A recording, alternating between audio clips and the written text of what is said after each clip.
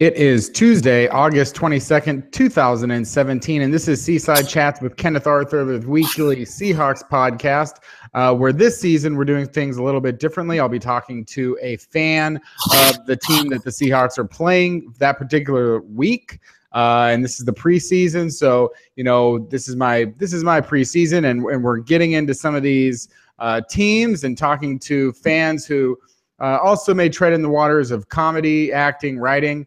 And the Seahawks are taking on the Kansas City Chiefs this Friday for their quote-unquote dress rehearsal preseason game, the third preseason game of the season, usually considered the dress rehearsal. It was 5 years ago this week that the Seahawks and Chiefs played in a dress rehearsal game where Russell Wilson got the start over Matt Flynn and won the starting position at quarterback for the Seattle Seahawks, which he has managed to hold on to all these years later. So that's something that happened against Kansas City. Whether or not I don't think Russell Wilson has to fight for his job this week, but certainly some players will be fighting for their jobs. And on the other side of the ball, Kansas City has more for themselves to figure out as they try and follow up on a season that maybe not a lot of people, or maybe not that many people remember, was quite successful in the regular season, but can they push forward in the playoffs and get to the Super Bowl this year?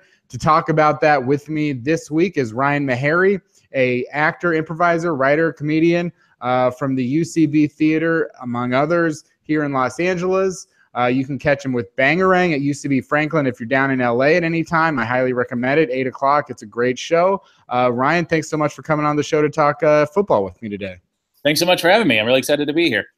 Yeah, and I've been starting off these last couple weeks just with starting off sort of for a gauge, a baseline, what I'd like to call a quote-unquote base reality. So this base reality, can you talk about where you grew up in relation to Kansas City? If it's like somewhere in the city, if someone's listening out there that's familiar with Kansas City, feel free to name out neighborhoods and stuff like that. And around what time period does this as you were starting to become a Chiefs fan? Okay, so I grew up right in Kansas City.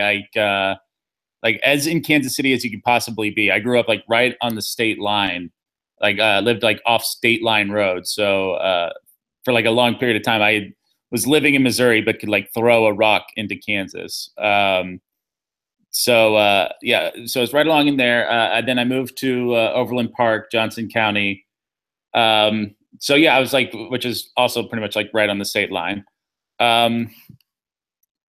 As far as like my Kansas City Chiefs fandom growing up, it's, you know, a big football town. I don't think I didn't start really being able to understand the game and follow it until I was about 9 or 10. No, the first game I ever watched was the Chiefs-Bills AFC Championship game following the '93 season.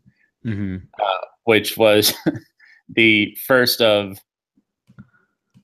more than 2 decades worth of playoff losses. So I felt like I've been partially to blame for all our playoff lows. And despite losing, I immediately got hooked.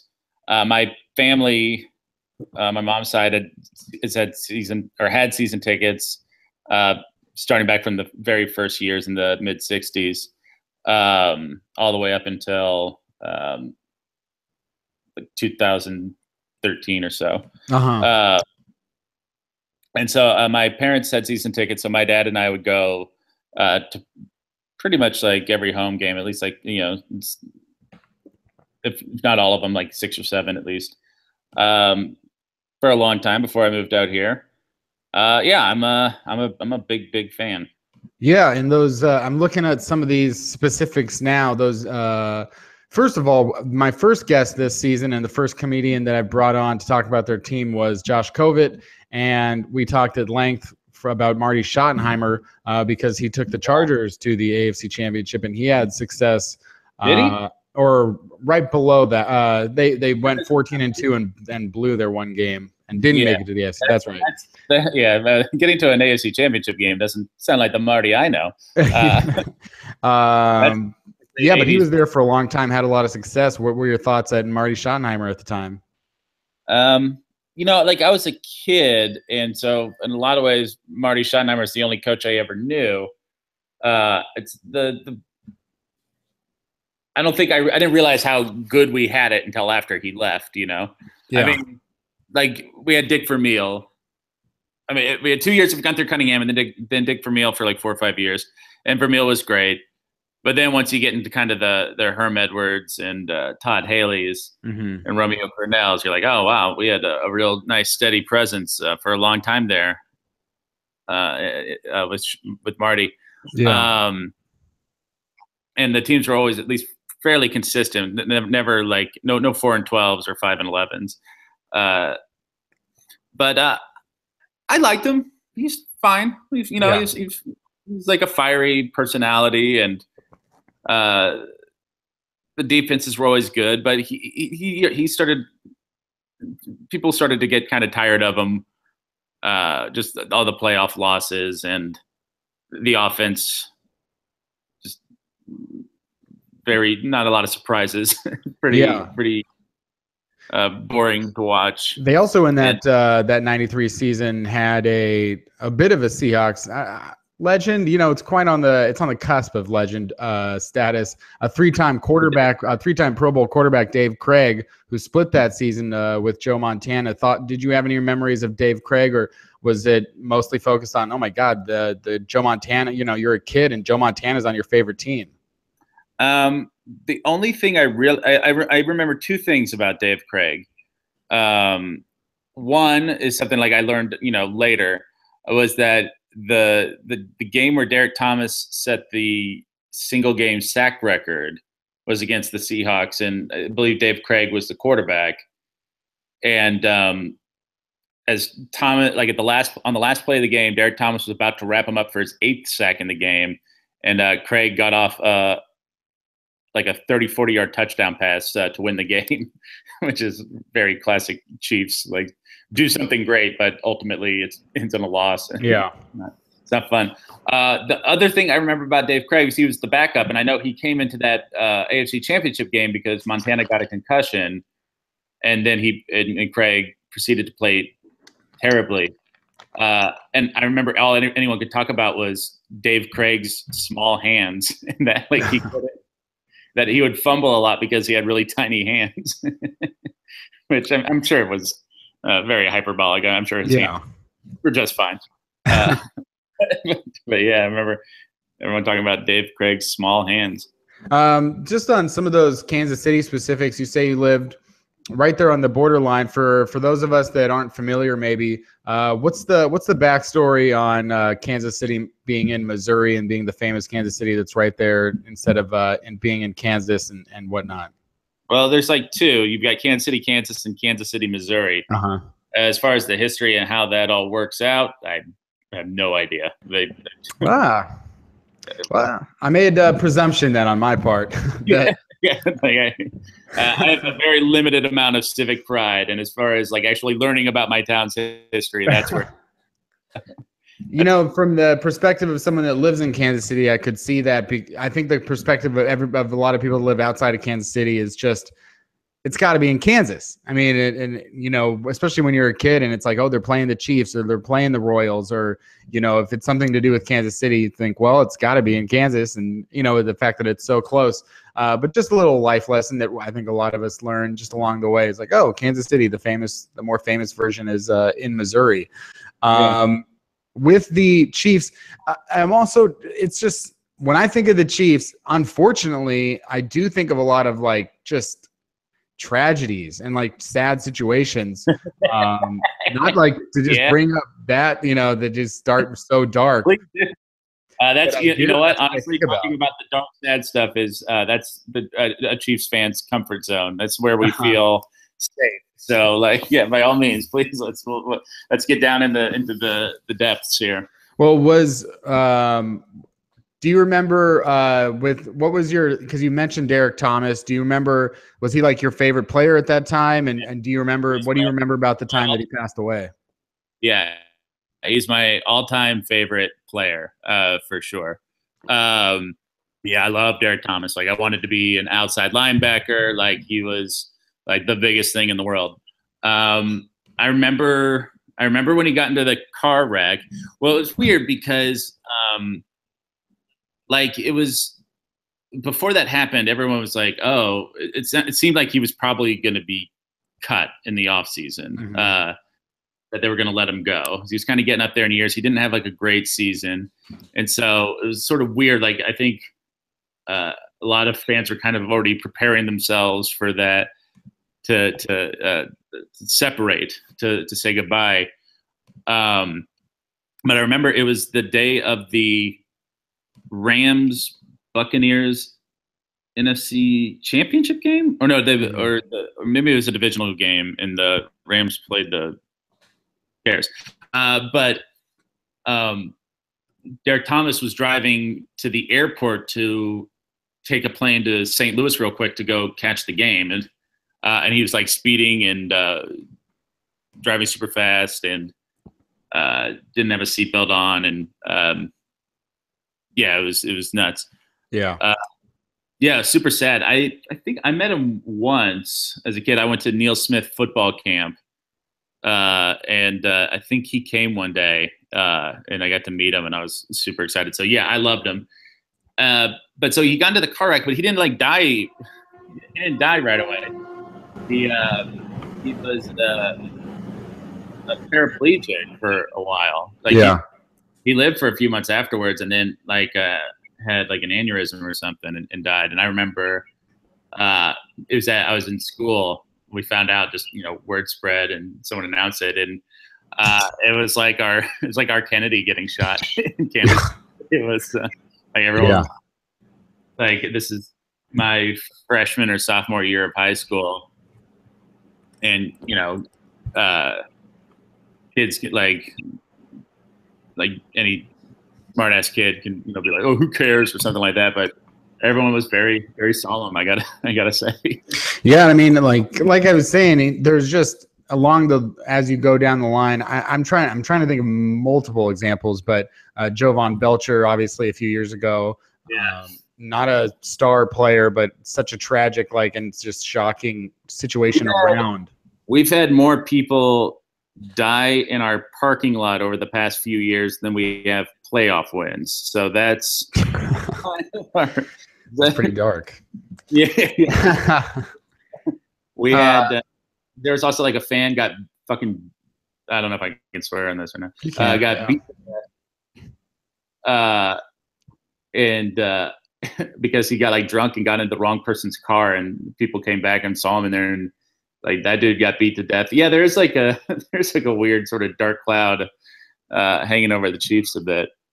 There was also another player. I'm trying to think. Wasn't there another guy that was a running back that was very young, like maybe had played 1 year, and then he died after like a Pro Bowl season or something?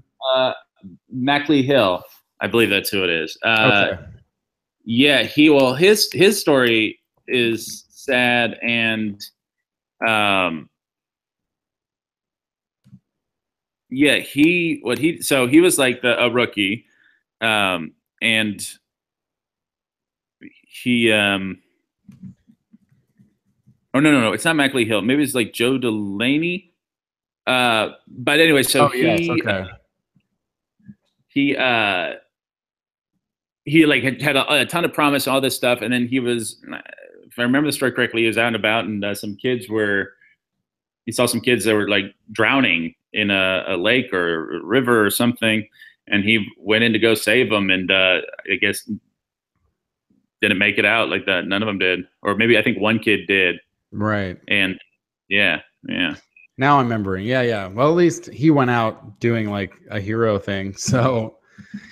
Well, what's messed up is I was like, oh yeah, I got on my computer. I was like, oh, who was it? Was it Mackley Hill? And then I looked up Mackley Hill, who was like a promising Chiefs player. He also died. He died he had a, looks like he like tore his ACL or something, a ligament in his knee, and had to get surgery, and then he died during his ACL surgery. Oh, Jesus. Yeah. So it's like, oh, there's a horror I didn't know about. Yeah.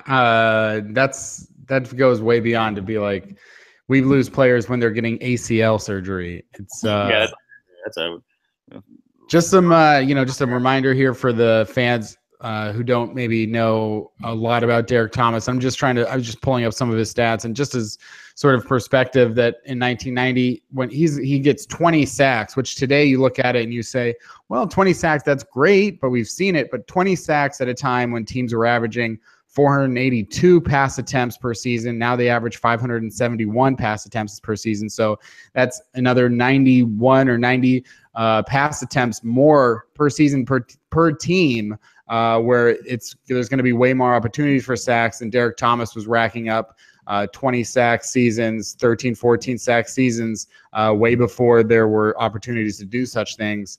And it's certainly a tradition that's been carried on by some pass rushers with the Chiefs since. Who, besides, we've talked about Derek Thomas. Can I real quick? Can I give like the two ultimate Derek Thomas like stats, like the one? Yeah, for sure. Like hold up now, that's crazy. One, like the 7 sacks in one game. Yeah. No one's gotten to it. But he also had, I think, like 1 or 2 6 sack games also.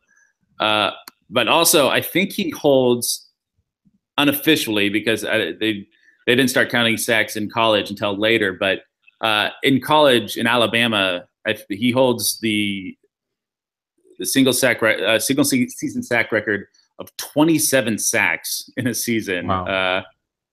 In college. Like, that's bananas in like 11, 12 games. Yeah, that's unfathomable. 4th overall pick in 1989 that the Chiefs got, and you would think, man, that sucks for the teams that passed on Derek Thomas, but the 1989 top 5 was Troy Aikman, Tony Mandarich, who is, goes down as the bust, Barry Sanders, Derek Thomas, and Deion Sanders. So 4 Hall of Famers in the top 5 there. Certainly a good year for the draft. Going back to some of the Kansas City players that you've been following, throughout your life, I think favorites, it's easy to maybe, at certain positions, the tight end, the Kansas City has a front runner tight end with Tony Gonzalez, the greatest tight end of all time. But not a lot of front runners at some of these other popular positions in terms of guys that are consistently performing at receiver or running back like year after year. And if they do, maybe there's a couple of good options with running backs. You've got, a few guys that put up incredible numbers in the last 15 years. Some of these guys, I'm just curious, who's your all-time favorite Chiefs receiver? See, that's tough. I don't think I can honestly say. I mean,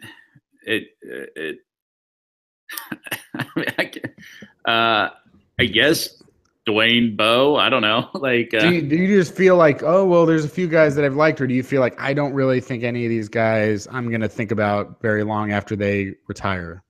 I'll say this. I was all ready to be like, oh, cool. I'll another year in or two, and I would have said, oh yeah, Jeremy Maclin, my all-time favorite Chiefs wide receiver. Because I don't know if I can't think of maybe the Browns and quarterbacks, but like the Chiefs and wide receivers, it's bananas how bad we've been at finding real good wide receiver. But I mean, I've got high hopes for Tyreek Hill now. Right. Well, if we're flash forwarding to the current Kansas City Chiefs, since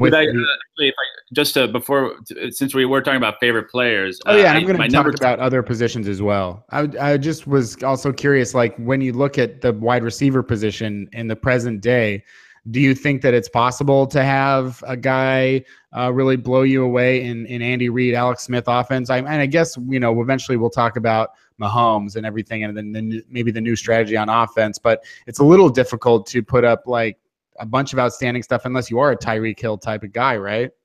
Yeah, I think you're gonna have to kind of create some of your own yards a bit. Yeah, I'm trying to think of some of those like great Andy Reid teams. I mean, like Terrell Owens put up huge numbers. But I mean, he was a freak of nature. I don't even know who some of the other big wide receivers was. It Todd Pinkston or something like that? Freddie Mitchell. Yeah, Freddie Mitchell came to the Chiefs. Oh yeah. Yeah, he didn't do very good. I think Tyreek Hill can for the year or two that he plays with Alex Smith. Yeah, I mean, Jeremy Maclin, I mean, that was it seemed like a risky deal, but he comes in, or depending, because he had missed a whole year, and then he has his best year, and then he comes over on the contract. And that first season, it's 70% catch rate, really good, 1,000 yards. I mean, it was pretty much all that you wanted it. I mean, that one Jeremy Maclin season, did you think that it was time for him to go? I was surprised. There have been like some sort of like mumblings about it, but I didn't think it would happen because it wouldn't save us so much. They're more talking about like it would be a foregone conclusion that this would be his last year and that he would definitely be cut next year. With the wide receiver group we have being so young, it just didn't make a whole lot of sense to kind of get rid of the one vet, like a popular dude, good leader in the locker room. And last year he was like struggling with some injuries, and I guess there was some personal stuff. It felt like he was pretty primed to come back and have like a good solid year again. Because when he did play last year, he was pretty good. He was fine. So I didn't love it at first, but I'm feeling a little bit better about it now because the receiver group has been a bunch of overachievers so far in the preseason. Yeah. So we will do some of these other positions for sure, and because you can't skip the running backs in Kansas City. What do you think for those running backs? So my second all-time favorite player was Jamal Charles, and this heel move now of like signing with the Broncos has thrown me for a loop. It's I don't know how. I'm still like trying to grasp it. I know it's not like it makes me a bad person, but I'm hoping it doesn't work out for him there, and that he just doesn't have his legs anymore, and he can just retire and never play a snap as a Bronco. Like I don't want that for all of us, as I don't know what our relationship will be like a few years from now. But I think he's my favorite player to watch of all time for the Chiefs. I think that dude played behind awful offensive lines, and if there's like a little bit of a debate of who's better, him or Priest Holmes, like who's the best Chiefs running back of all time, and it's definitely between those two. And to me, it's like no question Jamal Charles. Had he played behind those Priest Holmes offensive lines, which are underrated, like they should go down as some of the best in history. You've got like two Hall of Famers, like arguably one of the best at their positions, in Willie Roaf and Will Shields. A great player, like a couple-time All-Pro and Brian Waters, and a couple of underrated guys like Casey Wigeman and John Tate and Victor Riley, like good, solid players. Like Jamal Charles, I think still owns the record for most yards per carry for, however minimum attempts. Yeah, 5.5 yards per carry on, 1,332 attempts. Until last season when he was injured and 30 years old, had never averaged less than 5 yards per carry in a season, which is insane. Yeah, I think and I'm not, one for, hyperbole, but I think absolutely would have been a 2,000-yard rusher and could have challenged Eric Dickerson's record. Yeah, I mean, it's unfortunate that, he lost his age 25 season and his age 29 season for the most part, but that 25 season right in between being an All-Pro with almost 1,500 yards in 2010 and then going 1,500 yards in 2012, but losing all of 2011. It's not fortunate, but also, yeah, just a great career. And I can't imagine. It's interesting that we're in this era right now, this particular year, with Adrian Peterson on the Saints, Marshawn Lynch on the Raiders, Jamal Charles on the Broncos. It doesn't make a ton of sense in terms of what we've grown accustomed to. Yeah, it's the best fantasy team in 2012, like the best fantasy running backs 2012. Yeah, whenever they hit this point in their career where they're like not who they used to be, they don't look the same. It's always yeah. I don't know, sad. Yes, yeah. Like no position group hits the wall faster than running backs. Yeah, it's no, absolutely. And you're not going to see guys like Jamal Charles very often. It's very even less often now, but you do have to have that two-way ability and then that the receiving threat these days. As far as quarterbacks go, in the 60s, as the NFL and AFL merged, Kansas City was a dominant force with head coach Hank Stram and Hall of Fame quarterback Len Dawson. But since Dawson, the team has shuffled through a ton of quarterbacks from, we mentioned Dave Craig, Joe Montana, Steve Bono, Elvis Gerback, Rich Gannon, Trent Green, Brock Heward, or is that Damon Heward? Damon Heward. Tyler Thigpen once led the team in passing. Matt Castle, and now Alex Smith. I mean, it's going to be hard to maybe not get your opinion on the current quarterback, Alex Smith. So, but out of those guys, who is your all-time favorite Chiefs quarterback? I guess, I mean, I can't really say Len Dawson because, way before my time. You know what? I might go ahead and say, this is so weird. I might say Alex Smith. One, because he led us, he won the first playoff game I ever actually saw with my own eyes. So that's that wins him some points. I don't know, like Trent Green, like Trent Green and Alex Smith.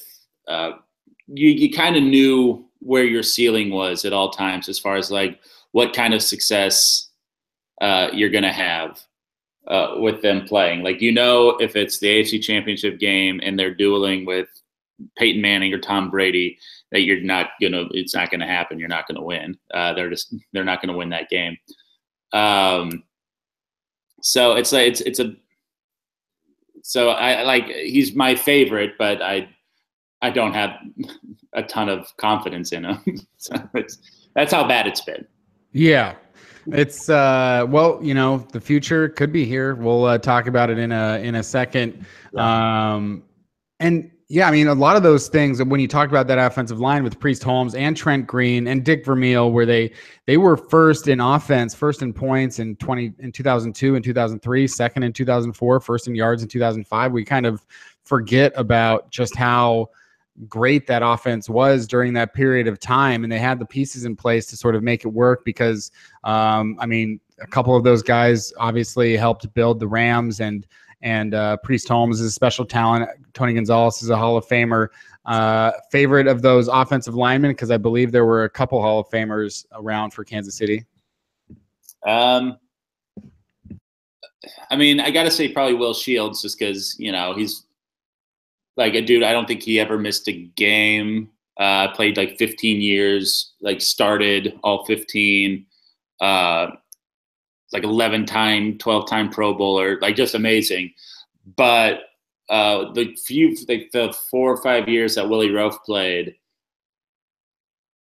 he's like the only offensive lineman where, like, for whatever reason, your eye would sort of gravitate to just watch what he was doing instead of like following, the kind of the ball, because he was like incredible to watch, humongous and fast and strong, and just like I remember being at a Chiefs Colts playoff game, the one where neither team punted, and just kind of really getting drawn into the matchup between like him and Dwight Freeney, and just Roaf dominating him, just like pancake after pancake, like just Freeney couldn't do anything, and it was really awesome to watch. Just a few other notable names on the other side of the ball. Were you pissed to see Jared Allen leave in 2008? Well, so at the time, it was weird. Like the big question was, we had, our two biggest stars were heading into free agency, and both were going to were wanting huge contracts. And the question was, do we keep Jared Allen or do we give the money to Larry Johnson? And in typical Chiefs fashion, we went with Larry Johnson. After he had just like set the single season record for most carries in a season, like like Herm Edwards had run him to the ground. I like Jared Allen. Okay. Honestly, like on a personality level, like he always just kind of annoyed me, like too broy. Like he thought he was super funny and he wasn't, you know? Like he's like, it's like, yeah, you're not as funny as you think you are, pal. And then like once he left, we switched over to a 3-4, and I don't know, like it's like, you wouldn't really fit in this anymore. So I didn't really care. At that point, we were going like 4-12, 2-14. Yeah, like that. I don't. What does it matter anymore? Well, you were a fan of the Chiefs for most of the '90s, up until now, but also up until 2001, which is the last year before realignment. What are you mentioned one memory with the Seahawks. What do you remember about that? Any rivalry or gamesmanship between Kansas City and Seattle when they were in the AFC West? Like Seattle was kind of the division rivals. Seattle to me was always the one I could tolerate the most. You know, they were the newer team, non-threatening. Yeah, by that point, like they hadn't had any like the major success yet, and the Raiders and the Broncos were definitely the focus of all my adolescent hatred and anger. So I didn't have a problem with the Seahawks. I remember I went to a crazy game against the Seahawks, I think on like a Thursday night. And it was just like a monsoon, just crazy rain. I think like you can probably find like footage of it because they had to stop the game for a while, not because of like lightning or thunder or anything like that, but just because it was raining so hard. like the field was like getting flooded. They had to like tarp it for a bit. Yeah, I remember that was a really fun game. I think that might even been like a Derek Thomas like 5 or 6 sack game. But yeah, I never like when they were part of the division, I never really had a problem with the Seahawks. I remember really liking Chris Warren as a running back. Yeah. I don't know why. I just remember like watching him play. I thought he was really good. Well, who were the coaches, players that you absolutely loved to hate on your rivals in the AFC West then or now? I mean, Elway's the all-time worst. John Elway sucks. I hate John Elway. He's the worst person in the world. Now Von Miller, I can't stand Von Miller. I think he's like dirty, and he's another dude that like thinks he's way funnier than he actually is. I'm getting ready, like I'm sort of, priming myself to hate a lot of these young Raiders. Like we're getting there with Derek Carr and Khalil Mack. Right now they're like kind of fresh and new, so I don't mind them as much. But in a couple of years, they're gonna really start to bother me. Well, we can always also talk about Derek Carr for a minute, because that guy, when it was the first year or two, I was like, oh, people aren't really talking about him, and he's actually improving. And now it's like, oh, he's one of the most overrated players in the NFL, because immediately people jumped to, oh, this guy is a top 5 guy. So personally, I don't have any thoughts on his personality because I've never seen it before. But in terms of being a player, I mean, we're at the precipice now with the Raiders where it seems like Derek Carr could be on the verge of being one of the most overrated players in the NFL. Oh, really? I mean, and I don't like have his numbers in front of me or anything, but like when I watch him play, I think he passes the eye test to me. He seems super legit and still young, although he's always struggled against the Chiefs. But when I watch them play other teams, I'm always like, oh, this guy's got something. I mean, definitely, yeah, definitely a good quarterback, definitely, at the age that he's doing it at, 23, 24, 25 is the ages he's been in the last couple of years, doing it well. But there's awfully also just, I see some other issues in terms of, how much he can push the ball downfield. It's similar to maybe an Alex Smith type deal. Very low in terms of yards per attempt, very low for all of the output, and also playing behind. And I mean, in terms of support, I mean, the amount of time that he has, he might have the most time in the NFL to throw the ball. So it will be interesting to see just more of that development and if he can and push it forward. But when he is the highest paid player in the NFL right now. Yeah, that's pretty nuts. So that also changes it. Yeah, I mean, he's definitely at that point, like he's definitely overrated. In that regard, you can't say. I mean, that's sort of you're betting on him to be worth that at some point. But as of right now, no, he hasn't really done anything to justify that. And do you have any? You've mentioned a few times of guys that think they're funny and they're not. I'm assuming this is one of your biggest pet peeves out there of people. It's just mostly just of football players. I don't like it when football players think they're hilarious. Who do you think is a funny football player, if there is one? Who I think I'm watching Hard Knocks right now. I think Gerald McCoy is super funny. Yeah, I think that dude's legit funny. I thought Vince Wilfork was funny. Yeah, those are two funny guys. Does Rob Gronkowski annoy you?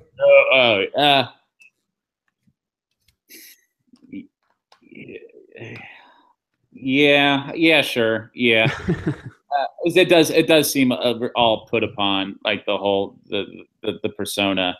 It doesn't strike me as genuine. Like his like dumb guy routine, I think is like as fake as JJ Watt's like everyman, like blue collar routine. Yeah, I think they're both big phonies. Do you have any like Schadenfreude about players? Do you want to see them do poorly, or do you mostly? Yeah. Oh yeah. I love seeing players I hate. Like watching the Seahawks crush the Broncos in the Super Bowl was very, very satisfying. It was great to see. I loved them getting they got super bothered at the end, right? And I loved seeing that, like Von Miller getting all mad and Talib. Seeing them all upset is the best. It's a great feeling. So could you watch the Super Bowl a couple of years later? When they that sucked. Yeah, that one stung. Especially because like I feel like everyone knew that it was sort of fluky feeling, like a great defense, but the offense was terrible, and it had like shades of like 2002 Buccaneers, just like you're not going to be as well remembered as you think you are. Fair. Yeah, that's fair. And getting into sort of the teams, because we are moving up to 2017 chronologically now. I'll do a little bit of preamble on where Kansas City stands right in the last few years and where they may stand right now and some of the things going on for the listeners. And then we'll get into what you think of the Chiefs as we preview them for this Friday, but also, just talking about their full season expectations. Things really changed, as they normally do. The Chiefs go 2-14 in 2012. And then the next season, they hire Andy Reid. And so since the hiring of Andy Reid and the trade for Alex Smith, the Chiefs have gone to the playoffs 3 times. They've been past the wild card round in each of the last 2 years. Overall, the regular season records are looking, pretty strong. But it seems like they're having a hard time getting over that hump. They did win the AFC West last season, but coming very close, and the division itself As we mentioned, the growth of the Oakland Raiders back into a playoff team, Denver Broncos still having a very strong defense.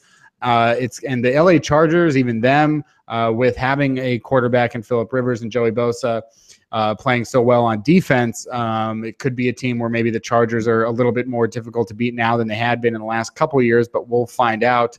But overall, right now, Kansas City is, trying to build on that 12-4 record. And I'm sure for fans, for a lot of fans out there, they saw what happened to Andy Reid in Philadelphia when he couldn't get the job done. So I'm sure to some degree, the expectations for Andy Reid are going to be higher maybe this season than just simply making the playoffs, but to make a push into those playoffs, trying to compete for a Super Bowl. As far as the personnel that they'll be putting out on the field, it looks like, they draft Patrick Mahomes early-ish in the first round, quarterback that's going to hopefully for Kansas City fans come in and be the future at that position and give them an exciting option that they really haven't had, as we spoke about, for a very long time. Alex Smith being a very capable quarterback who can do who isn't going to hurt you necessarily with turnovers, but maybe isn't that guy you build a team around, but a guy that you have to build, actually literally build a team around for him to have his greatest amount of success.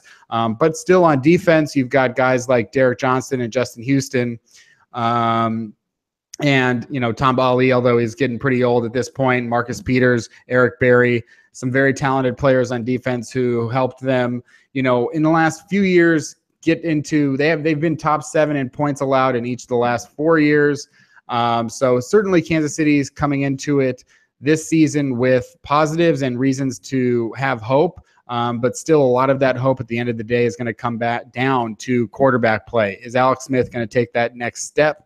And if not, is Patrick Mahomes going to be sort of capable in the mold of some of these other rookie quarterbacks in the last few years, like Dak Prescott, Andrew Luck, Russell Wilson, to lead their teams to the playoffs? So coming off of last season where they, had positives and negatives overall, Ryan. So what are you looking at right now? Let's start with the quarterback position. There's not really a camp battle. Alex Smith is the starter. But what are you looking at in terms of the near and long-term future with Smith and Mahomes, what you've seen so far? I think, we got to talk about short-term and long-term. As far as kind of this training camp and preseason thus far, Alex Smith has looked great, like the best he's looked up to this point in the preseason, and I think having Mahomes in camp and having drafted him has pushed him a little bit. Has given him made him a little bit, I guess, more of a gunslinger. He's sort of saying screw it more, and he's taking more chances down the field, which I like.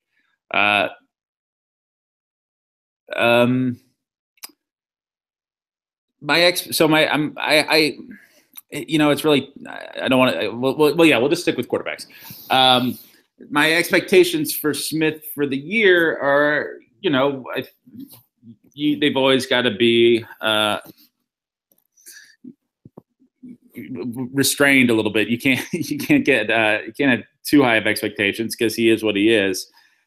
But I expect him to, put up the numbers he always puts, 3,300, 3,600 yards and 21 touchdowns and 10 interceptions. Do you regularly do you regularly talk to Chiefs fans, or are you part of a message board where you get a lot of feedback or talk about how the general fan population is feeling about players?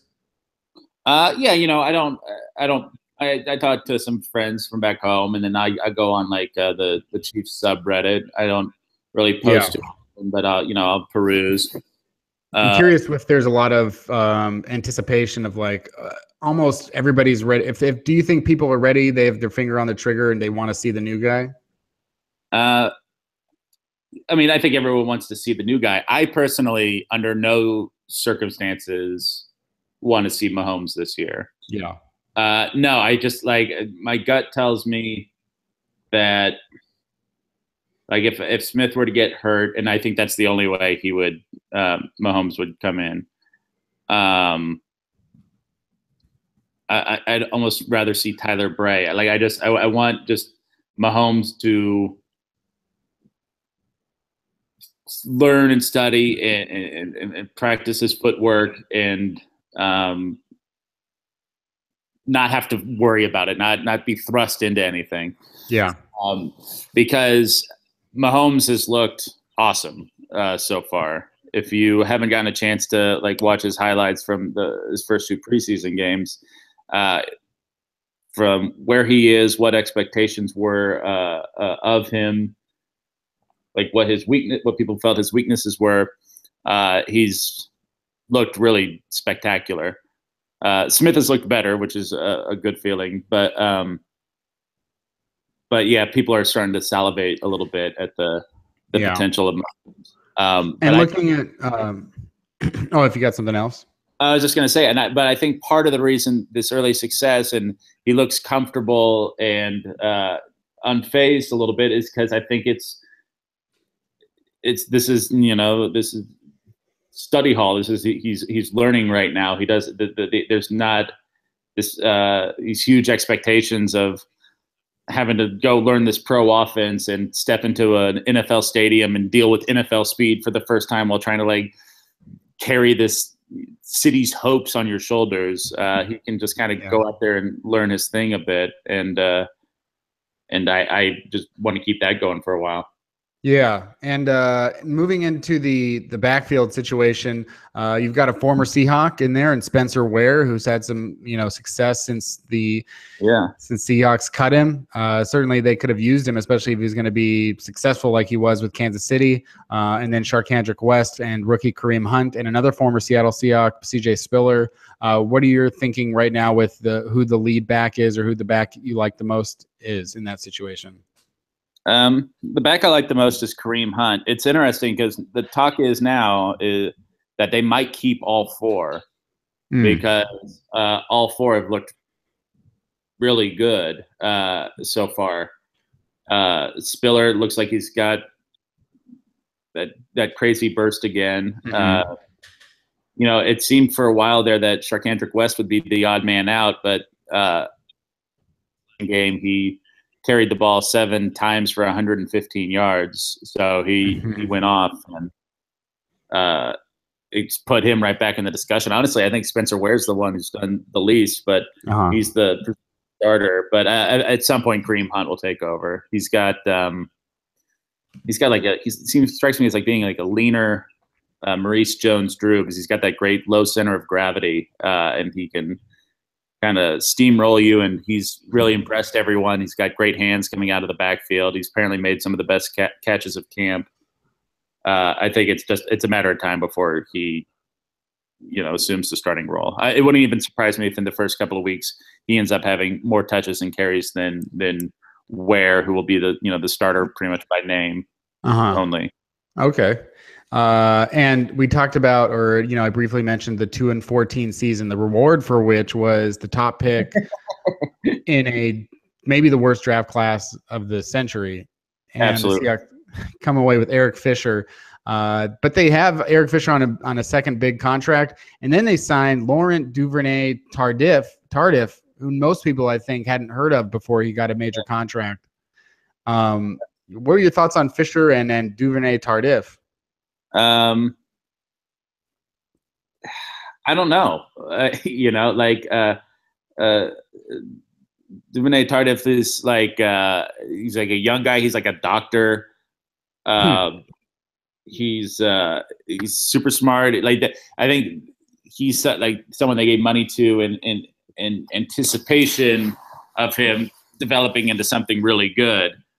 I think the idea was for giving these guys a lot of money is just to have like consistency along the offensive line, like not changing it up every year, just having kind of a solid base. But part of those 2 contracts in particular are kind of play into some of the rumors as to why John Dorsey was let go, the general manager. That those were like because the Chiefs have had like a lot of cap problems over the last few years. That those are the kind of contracts that have gotten us into some of those messes. Yeah. And so, yeah, there's talks of that those two contracts in particular played a role in his getting canned. With Fisher, like he's gotten better every single year. So I think his first 2 years were marred a little bit by injury, and I think that got into his head. He wasn't able to really put on a lot of muscle in the off season that he needed. His upper body strength wasn't great. And then last years two, he's been able to do that, and he's gotten progressively better. And really was, I think, at the very least, a solid left tackle. But he had that hold in the divisional playoff game this year that wiped out a game-tying 2-point conversion. That people the mutterings of him being a bust kind of come back up. Yeah. So I don't know. Like I think getting a new contract was good for him. I think made him feel a little safe because he started to you kind of heard that maybe he was like a little bit of a head case. Like his confidence was real low, and so it sounded like that contract gave him a real confidence boost, and he's like the security of it kind of allowed him to focus a little bit more on football and gave him a little bit more of a swagger. With the receiving options, Travis Kelce sits at tight end as, I think one of the top 3 players at his position in the NFL, up there with Jimmy Graham and Rob Gronkowski. But the receiving we talked about with what they're looking for. Go ahead. Okay. Would you say Jimmy Graham is still a top 3 tight end? Yes. Yeah. I mean, it sounds. I mean, yes, he plays for the Seahawks, and I mean, I get to see him more often, maybe. And maybe if I saw another guy equally as often, I would have some other opinion. But I mean, I don't know that there's a player that can make some of the plays that he can make. He's got phenomenal hands. He's incredibly athletic for his size. He came back in great shape from his injury. And do you do any do you follow any advanced stats like Football Outsiders or stuff like that? I'll look into it every so often.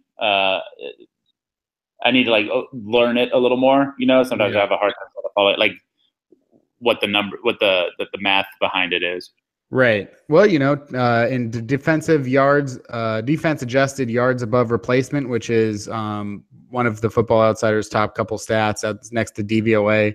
Travis Kelce was number 1 last season, and Jimmy Graham was number 2.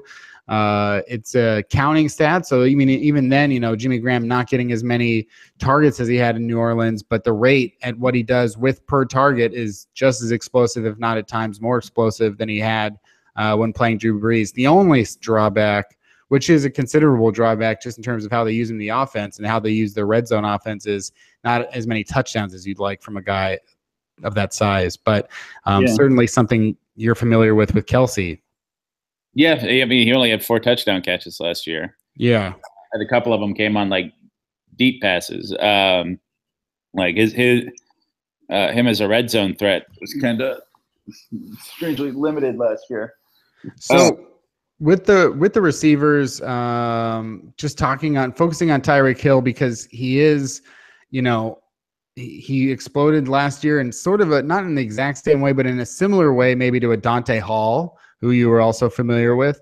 Yeah. It's interesting because I was just the other day looking at it was a Reddit post about all these ESPN the magazine covers for a certain time period, and all the ones related to the NFL. And sure enough, Dante Hall was on an ESPN the magazine cover, which wasn't going around too often for NFL players. There's even just 12 a year, maybe 24, but Dante Hall was a big sensation, and now Tyreek Hill could be that same sensation.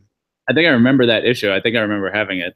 I bet I can picture. Let me see. I bet I can picture. I think it's it's a big close up on him, kind of looking out into the distance. Let me see. I'm gonna look it up, see if I'm right. Um, Not what I thought it was. Anyway, actually, it does look familiar. Anyway, but I was gonna say, just in terms of because the Seahawks drafted Frank Clark a couple years ago, and so I'm familiar with what it's like for a guy to be very successful, and at the same time, every time you mention that player, there's gonna be responses about domestic violence. What are your feelings in terms of Tyreek Hill, in terms of watching him on the field and knowing that he could be the Chiefs' most exciting player on the team, if not at least on the offense, and also knowing that for as long as he has a career, it's going to be tagged along with what he did or what what happened prior to him being drafted. It's tough, man. It sucks. Like, you have to do. I mean, you don't have to, but you do some mental gymnastics that you feel pretty ashamed of. I don't know. I mean, I think it's how do you deal with, like, if you love a Roman Polanski movie, like if you watch The Piano, like how does that sit with you? It's just I don't know. I guess you try to forget about it and enjoy it, which is probably messed up and not right. But yeah, I mean, it was a huge uproar when he was drafted, and I think after some of those early kick returns that started to subside a bit, to the point where like they're all like he's getting his name chanted in the stadium. Honestly, it sucks. It like you can't I can't enjoy him and enjoy it as much, I mean, you watch him like if as someone who follows the Chiefs regularly, you've seen him in interviews or read about articles about him and all this kind of stuff. Do you catch from him in maybe personality wise, like if you didn't know what he had done because it was reported, you would think, does he come off as a very as a very nice, good person? And I think he's also been, very apologetic in the time that he's trying to make it right. Do you have any sense from that? Yeah, I haven't really seen a whole lot of interviews with him, which is weird. Yeah, I mean, I think there was he gave some sort of interview or after he was first drafted, I believe, or like the training camp last year, or he said some stuff that was like skirting, not accepting full responsibility for what he did a little bit, like trying to skirt blame. But I think he dialed back on that and apologized and tried to clarify. Yeah, apparently and trust me, like all the sports writers, for the Kansas City sports section and everyone's working overtime to try to like justify cheering for this guy. So, a lot of articles and columns have been written about how remorseful he's been, that his ex-girlfriend, I guess, had like posted on Twitter or something like, I forgave him, why can't any of you? And like she's, I guess they're cool. I don't know what their current relationship is. But yeah, I mean, he seems like not like based on just surface level and kind of if I hadn't known about the incident, he wouldn't seem like a bad guy. Yeah. I want to talk at length about a couple more players and then maybe just do a few quick hitters like rapid fire. But just to get some full thoughts here on some of the players of interest, perhaps league wide. In the last 2 years, Justin Houston has missed 16 of a possible 32 games, so half of the last 2 seasons basically he's been out. But in the time that he's in there, he's had 11 and a half sacks in 16 games, so it's basically one season he's had 11 and a half sacks. He's been typical Justin Houston in the time that he's healthy. But do you think you'll ever be comfortable with Justin Houston again, or are you waiting for the other shoe to drop, or how do you feel right now about Justin Houston? What are the reports? So far it sounds like he's 100% right now. I mean, was even before his 2014 season when he broke out and had 22 sacks. Like there's always he's always been like a little dinged up one way or another, like missing games, at least a few games a year, dating back to his rookie year. So you're always going to be kind of watching him with a little bit of anxiety, just waiting. You feel like it's going to happen at some point. Yeah, if we can get him for 13 games in a season, I'd be stoked, because when he plays, I think he's one of the most dominant players on defense in the NFL, and he's a blast to watch. But so far, yeah, it sounds like he's healthy, he's strong. He's from what I've seen and what he's been doing in the preseason, like. Speed is all there. Looks like he's ready to go. I mean, another player that is dominating on defense, Hall of Fame caliber when he's healthy, is Eric Berry. The guy has been compared to Earl Thomas throughout his career. They both are intertwined forever because they were the top two safeties of the 2010 NFL draft. We all as in Seahawks fans distinctly remember the 2010 draft for a number of reasons. The Seahawks had Pete Carroll, so there was the first year with Pete Carroll, the first year with John Schneider, and they had 2 picks in the top 14 thanks to a trade they made with the Denver Broncos. Eric Berry goes 5th overall. If he didn't go 5th overall to the Chiefs, the Seahawks were sitting at 6th overall. They may have taken Eric Berry. Instead, they take Russell Okung, and they get Earl Thomas with pick 14. Some people wanted Taylor Mays, believe it or not, for anyone out there that wasn't around at the time. Aaron Curry was the year before that, 2009, right? No, he was 2010. They were together in the same class. I'm talking about Aaron Curry. Aaron Curry. Eric, I thought you said Eric Berry again. Yeah, he was 2009. Gotcha. Okay.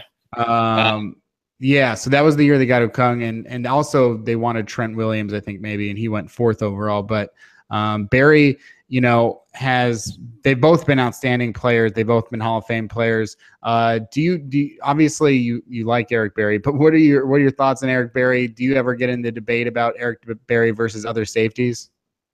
Yeah. I'll get into it. I'm obviously a homer. I think it comes down. It's Eric Berry versus Earl Thomas. As far as who the best safety is, and I guess I know I think all those advanced stats that you're talking about are pretty much all in favor of Earl Thomas, right? Well, it's definitely harder to measure than, some of the other positions because of, Earl Thomas, plus they're fairly different players in terms of what their strengths are too. So at the end of the day, it's so hard to judge. Yeah. I'd say just from what I've watched and gathered, I think Earl Thomas is a much better in coverage than Eric Berry. I think, Berry's solid and fine, and he's got a great nose for the ball, but there can be some lapses there. And, I will say that the Seahawks defense collapsed without Earl Thomas, and the Chiefs have been without Eric Berry in the past. Did you see the Chiefs defense collapse without him? Yes, actually, especially on run defense. He's great against the run. That's where I'd say he's probably better than Thomas. He helps out in the run defense a lot. I think that's probably open field. His tackling ability and his nose for the ball are his. The 2 best things about him. And then sticking with the secondary real quick and sticking with the connection Seattle to Kansas City, Marcus Peters, 14 interceptions in his first 2 seasons, went to the University of Washington. In terms of interceptions early on in their careers, there's maybe only Richard Sherman and Marcus Peters within the last 20 plus years that, these guys, they're racking up picks. Is there any frustrations when you watch Marcus Peters? Like, does he give up big plays, or what's your overall thoughts on the positives and negatives about Marcus Peters, if there are many negatives? He's only played 2 years now. And that first year, you see, he was spectacular out of the gate. I mean, his first play from scrimmage, he got an interception. Mm-hmm. So the expectations for him have just, gotten so high, and he's gotten better. The real knock on him for a while in his rookie year was that he would give up big plays, but then he was also leading the NFL in interceptions. And so, the worry is always, is he going to be kind of like an Antonio Cromartie type who, can make big plays, has like a nice, gets a nice break on the ball and can pick off a lot of passes, but at the same time, he's just getting burnt left and right. For the most part, the giving up big plays, Peters has cut down a lot. And a lot of that has to do with just quarterbacks are now avoiding him entirely, so as not to give up the big play. But no, I think he's becoming more of a well-rounded corner. His coverage skills have gotten a lot better. Every so often, somebody will light him up. Like he struggled with Julio Jones a lot last year, but so did everyone. I think if he's not there yet, going to be the best cornerback in football. Yeah. All right. So we're going to wrap up here pretty soon. Thank you. Your time, we've gone way more than I think I said that we would go. I don't care. We could go another 2 hours. I love talking football. Me too. It's endless, but then I also think, who's listening? But then honestly, at the end of the day, people do listen to this part all the way to the end. And I appreciate it. But also I want to get into just a couple more Kansas City specifics, and then we'll get into final thoughts on the game. I did this last week with Minnesota. I want to give it a shot again here and talk about some movies set in Kansas City. Oh, sorry. Who's your guest for Minnesota, just out of curiosity? My guest last week for the Minnesota Vikings was a friend, Luke McDonough, who is an improviser with me. And then in week 1, it was Josh Kovitz. So Gotcha. Last week we talked about films set in Minnesota. This week I want to talk about a couple films that, according to Wikipedia, are set in Kansas City, which maybe not a lot of people know about. And because it's not like a city where you think about it too much in terms of, I think it's just a movie. Sometimes if you set your movie in Kansas City, it's like setting it in Cleveland. It's just there. It's a city. Oh, very cinematic city. Yeah. The city is not necessarily a character like a New York. Yeah. Now, this is new to me. Is Smallville in Kansas City the Superman city? Well, yeah, Smallville's Smallville, Kansas. Like, it's supposed to be kind of like your typical small Kansas town, or Midwest town, just kind of everywhereville, USA. Is Superman big in Kansas? No, honestly, it doesn't. Not especially. Like, it's like, you don't see like people wearing T-shirts like, this is where Superman comes from, or anything like that. But in these recent like Zack Snyder movies, there's always like, I'm a Kansas Jayhawks fan also, and like a lot of the scenes that take place in Smallville, there's always like someone wearing like a Jayhawks T-shirt, or there's like a Jayhawks poster on the wall, or a Royals shirt or something. Nice. Which I love. No, people don't really try to like claim Superman for whatever reason. Interesting. I'm also curious. Well, before I get into a couple of these other ones, can you name another Kansas or Kansas City movie? What's his face? Was it Robert Altman or whatever did a movie called Kansas City? Right. I think Casino takes place a little bit in Kansas City. There's a lot of talk about like the Kansas City mob. Oh, right. Okay. That obviously takes place in Las Vegas. Other Kansas City movies. I think Ride with the Devil filmed in Kansas City, and it's like a Western. Yes. I think it's supposed to take place like in old Kansas City or near Kansas City.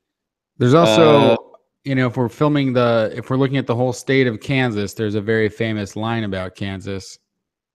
Wizard of Oz, of course. That's right. Yeah. Wizard of Oz. Yeah. That's big. Like that gets everyone's stakes claim in of the Wizard of Oz thing. Everyone's very proud of that one. Looper, a recent hit with Bruce Willis. Did that take place in Kansas? Apparently. I mean, I remember the cornfields or the wheat fields or whatever. So, and maybe I just never heard them. Don't remember them explicitly saying that we're in Kansas right now. Yeah, apparently in 2044, 25-year-old Joe works for a Kansas City crime syndicate as a quote-unquote looper. Oh, cool. I like that. Man, that makes that's cool. No, I like that movie before. I really like it now. One of my other favorites, here's a 1986 classic horror film, Critters. Oh, Critters takes place? Oh, it does. You're right. Does it take place in Kansas City or just like Kansas? Critters takes place in let's see if it says on a rural Kansas farm. So it doesn't specifically say which city, but a rural Kansas farm. Gotcha. Yeah, I think I remember that. Plane, Trains, and Automobiles, which could take place in many cities. Yes, I mean they're trying to get like back to Chicago or something, right? Yeah, I think there's like a scene that does take place in Kansas City, or they stay a night there or something. And the last one I'll mention is Kansas City. Kansas City. I really like this movie, but I don't know how many people have watched it. The Big Kahuna with Kevin Spacey. Oh, I haven't seen it. It's a good little sales movie with Kevin Spacey, Danny DeVito, and Peter Fasinelli. So I recommended it. The Big Kahuna takes place at a Kansas City convention, or in Wichita. Actually, it's in Wichita. Okay. Well, you know what? I bet it's great then. We're always trying to inform people more about these cities because, hey, why not? And I think it would be that we can really quickly get into, because we're talking about people. Let's say you're listening to this in Seattle, you've never been to Kansas City, or vice versa. We know about the rivalry in the last 5 to 10 years is the home stadiums and the noise. So there may be people, I'm sure a few Seahawks fans have gone to Kansas City to see, okay, well, let's see if you actually are louder. You personally ever have this experience, and what are your thoughts in terms of the noise? Well, the big thing was like there's the back and forth about like they were having both teams were having the Guinness World Record people come out and measure the decibel levels for both stadiums. And so I think like the Chiefs said it first, and it was like 137.8 or something. And then you guys broke it with 137.9. And then I went to this game where they're going to do it again against the Patriots. It was that game where Belichick sat Brady. It's the worst loss in the Belichick Brady era, like largest margin of defeat. The Chiefs, I think, broke the record at 142.2. And I think since then it hasn't been challenged. So we're definitely the loudest fans. I would say that we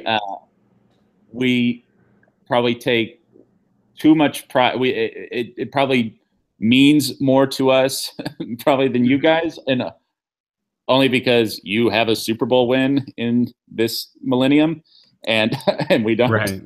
So we hold on to it like it's something that actually matters. Well, I mean, I know that like during this whole time of talking about the sound, this was, It was at least like 2012 or maybe 2013 that I remember Bill Burr on his podcast just shitting on Seahawks fans relentlessly because they cared about the noise differences or winning the noise title, because I remember him specifically shitting on them for not having anything in their trophy case, so they just wanted this thing, this record. But fuck Bill Burr, hey dick. Yeah, no, and it feels like a very contentious thing between the two fan bases, which is very, very funny to me. I feel like a lot of the stuff I'll read from Seahawks fans. Well, yeah, their stadium sits more people, and so of course, yeah, it might be a little bit louder. And then the Chiefs fans are, well, their stadium was designed to be louder. Ours was just a stadium they built in the early '70s, and it's. Hey guys, it's all very dumb. I will say, and this could be the PR for the Seahawks or whatever, but I wasn't talking to PR. But when I went on an official, I was at the stadium to cover a game for the Seahawks, and down on the field and being led around by, a front office person of the Seahawks and talking about the stadium. The way they have always pitched it and the way they continue to pitch it is, we built this stadium to protect people from rain because it's a rain city. Obviously it's Seattle. So we built it so that 75% or whatever it is of the seats were covered from rain. And it turned out that in doing so, it did keep noise in, so that at the same time you're keeping rain out, but you're keeping noise in. The acoustics may be the best acoustics in the NFL. That being said, didn't break any rules, so it's certainly not going to shit on it. Yeah, that makes way more sense than they designed a stadium to make it louder as opposed to. We live in the rainiest city in the country. The design is we're going to try to accommodate fans so they're not soaking wet and miserable and not coming to games like that. Yeah, I think we're weighing what's going on here. That makes way more sense. I also just want to know, because it's my personal biggest interest, but in terms of cities around the world, where is the best place to eat in Kansas City, and where is the best barbecue in Kansas City? Well, I think they're both, the same. Yeah. That's always a big debate. I say Joe's Kansas City barbecue is the best. That's the place to go to. To speak to its credentials, I believe Anthony Bourdain named it one of the 10 restaurants you have to eat before you die. I think as far as the best barbecue restaurants in the country go, I think it's between Joe's Kansas City and Franklin Barbecue in Austin. I think those are the two that are kind of the most well-renowned and yeah. Have you found anything of worth in LA for barbecue? Bloodso's is fine. It's fine. They do there's one thing I'll knock on Kansas City barbecue is I don't think Kansas City does. They do their version of brisket is a little weird. Only because they sort of the big specialty is burnt ends, which is just the crispiest part of the brisket, Yeah. You know what I'm talking? Yeah. So the actual sliced brisket always takes a little bit of a hit, but I think Bloodso's has some solid brisket. Okay. I'll kind of brisket. Good, because I want to know, and I also think that our listeners from Kansas City and Seattle probably also want to know where to get barbecue in LA. Yes, yeah.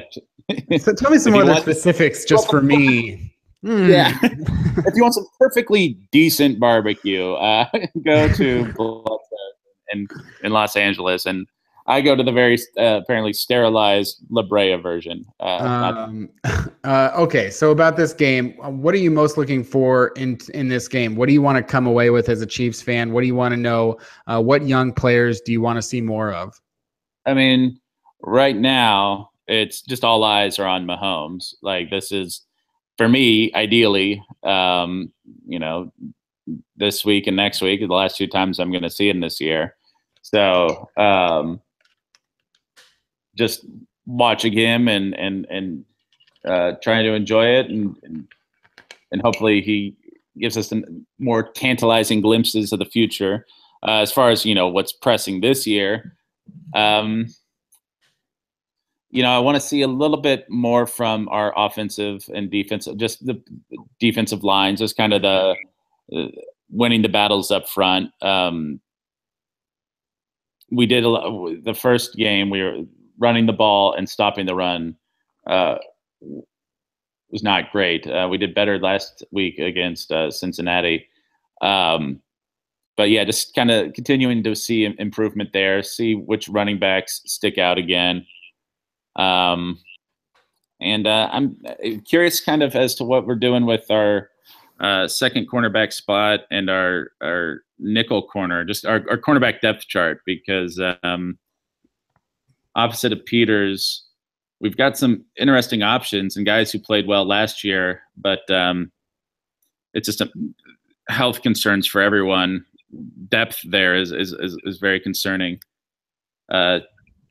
Philip Gaines is a guy that gets a lot of snaps and gets routinely beat, and he had a rough game against Cincinnati, and so it's kind of curious. We're kind of curious to see maybe who will be that fourth corner in the likely event that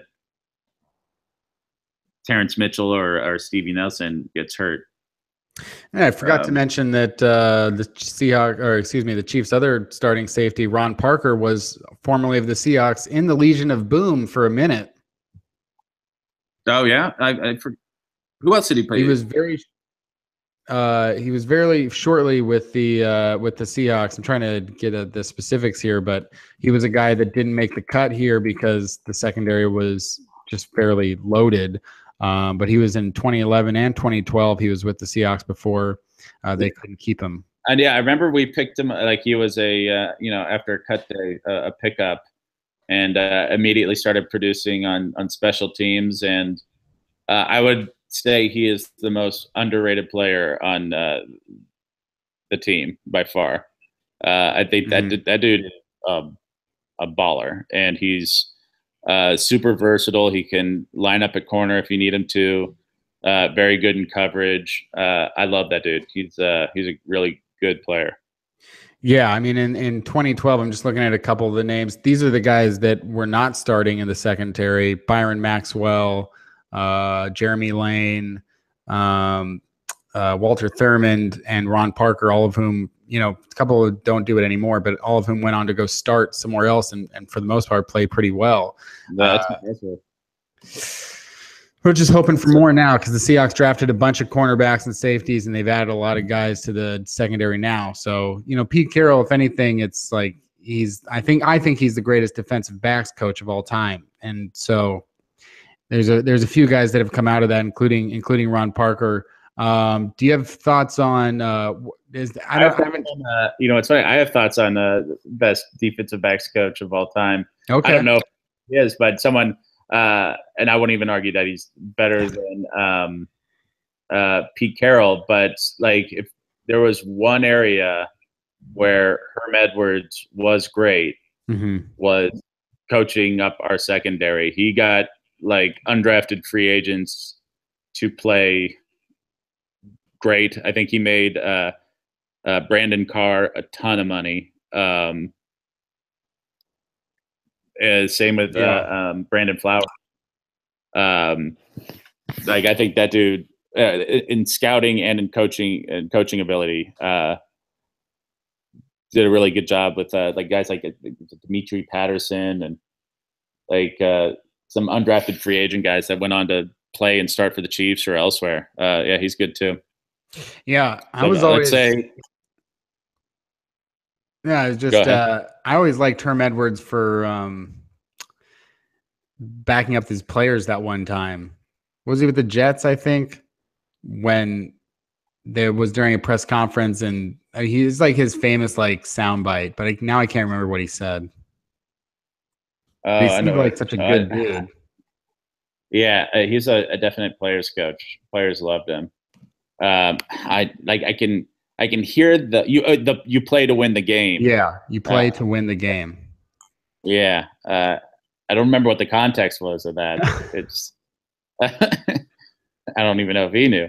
But yeah. I as a person, I always really liked Herm. As a coach, just always seemed a little directionless. Have you seen anything from Tano Capassignon or whatever, however you say it, this season? No, Passigno. Passigno. Yeah. It takes everything I have to not call him Capassignon or whatever. Uh-huh. I haven't yet. I mean, he's huge, and you see him, and apparently they really like what they've seen so far, or they like the potential there because he's a freak. They like that he can line up at 3-4 defensive end or outside linebacker, and that he's able to running backs in space and stuff, and he's it's a position he's never played before, but apparently he's picking it up pretty well, and he's got some real pass rushing ability. In the 2 preseason games, he just hasn't seen a whole lot. He had like a nice pressure in one of the games, but he hasn't made any like splashy plays yet. And the Seahawks drafted a Michigan receiver in the 3rd round, Amara Darboh, the Michigan receiver that I had talked about for the most part, because I have a draft podcast as well, and we for a couple of years talked a lot about Jehu Chesson. Yeah. The 4th round pick he went to the 4th round in the Chiefs. Have you seen much from him yet? He showed off a little bit this last game. He was pretty quiet, I think, in the first game. He had a great special teams tackle, or maybe even 2. But he had a great one on a kickoff return. The guy unwisely took it out of the end zone, and he just solid open field one-on-one tackle at the 9-yard line, which is great. And then I think he had like a great catch from Mahomes, but Mahomes, the ball was right on the money for him, as all Mahomes passes have been. Yeah, I was a fan of Mahomes, and it's interesting to see because, I mean, he's the guy that has to break the mold for every spread system college quarterback. It seems. Do you follow college very much? Enough. Yeah, I can chat some. I know about like the air raid offense and all that stuff. The Kansas, what are they doing over there? The University of Kansas, football wise. Oh, K-State, I guess, would be the Kansas football school, right? I mean, they've had them more basketball school for sure.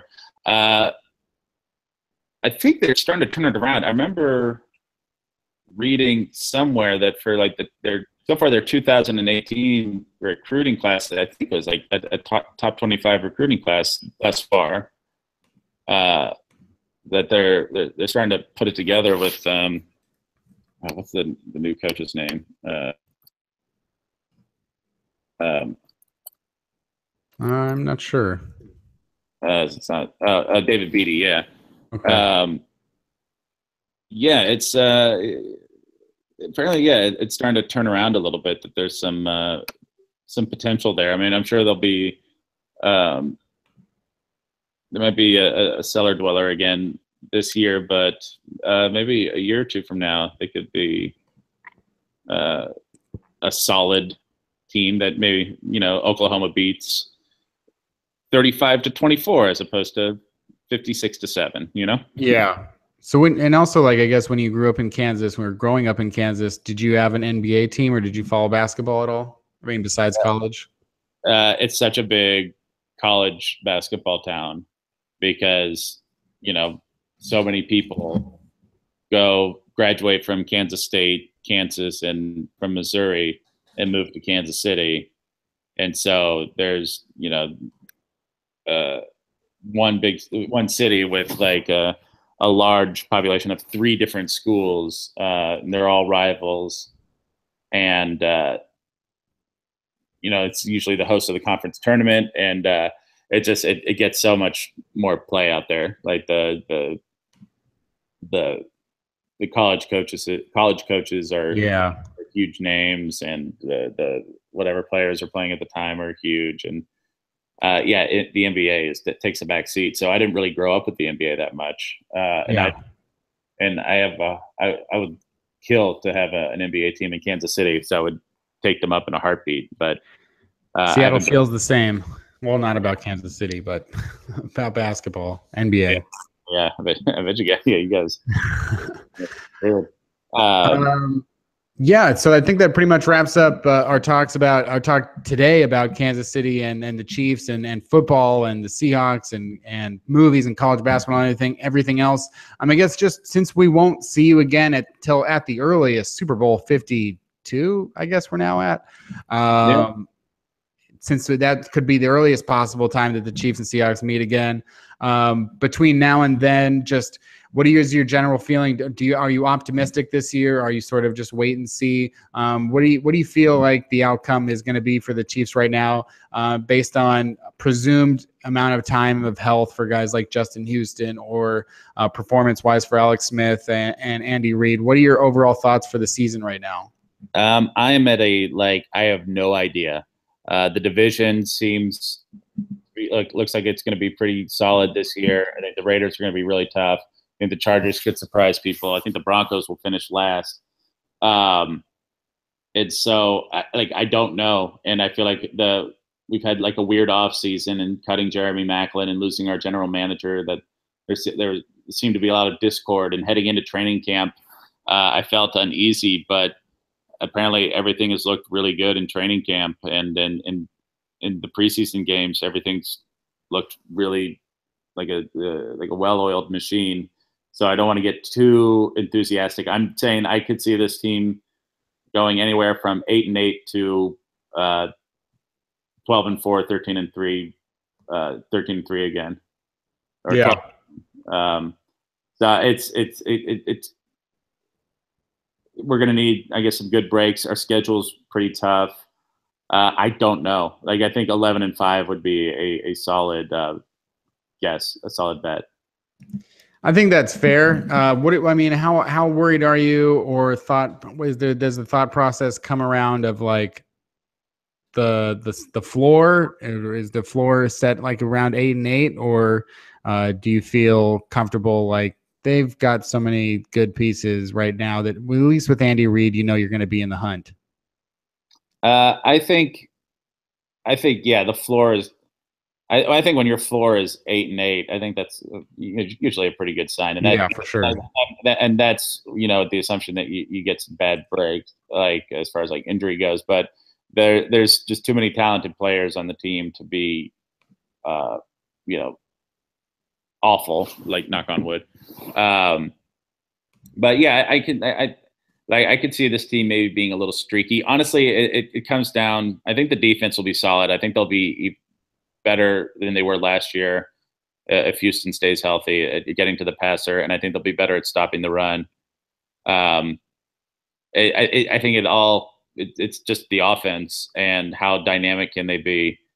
If Tyreek Hill can really be a number one receiver, and what do we get from the ground game? And obviously, and Alex Smith, it all kind of rests on his shoulders. Yeah. We'll only go as far as he can take us. So I don't know. It'll be interesting. I would probably feel better if we had Jeremy Maclin still, just for like that sort of steady presence. Right.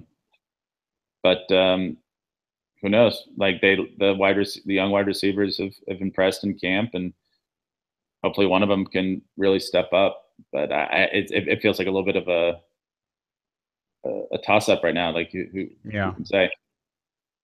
Yeah, well, we'll find out. There's only 2 more preseason games left, and then the regular season gets underway for 2017. I think the Chiefs and Seahawks, both playoff teams last year. Kansas City 12-4, Seattle went 10-5-1. Like I said, they've had a couple of nice preseason games, matchups in the last couple of years of significance, and that's about all they'll get this season against each other is a preseason matchup. The dress rehearsal once again to settle some of these starting position battles and jockeying for making the final 53. So it's something to watch out for this Friday in Seattle, I believe, Kansas City, Seattle. This Friday evening. Thank you, Ryan Meharry, for joining me. You can follow him on Twitter at Real Ryan Meharry, Meharry. Don't fall for the fake Ryan Meharrys out there. This is the real Ryan Meharry. It was a way funnier joke in 2009 when starting. And you can also hear him on podcasts like with special guest Lauren Lapkus and Improv for Humans. If you go back, look for Ryan Meharry in all of those episodes. Anything else that you want people to check out, Ryan? Not at the moment, but if you follow me on Twitter, I got some fun stuff coming up later that I think you'll really like. There you go. And hit him up for more Kansas City specifics, or at least, where the best barbecue is in the town that you live in, no matter where it is. So check that out. For Field Goals, you can follow us on Twitter at Field Goals or myself at Kenneth Arthur S. Obviously, check out fieldgoals.com and check us out on Facebook at facebook.com/fieldgoals, where I'll be doing more Facebook Live posts and Q&As and things like that. So look out for that and check it out prior to and after the Kansas City game this week and going on throughout the season. Ryan, thanks again, once again, for joining us this week. Thanks so much for having me. This was a blast. Absolutely. It's a blast over here as well. So that's it for this week on Seaside Chats with Kenneth Arthur, and we'll check you out afterwards.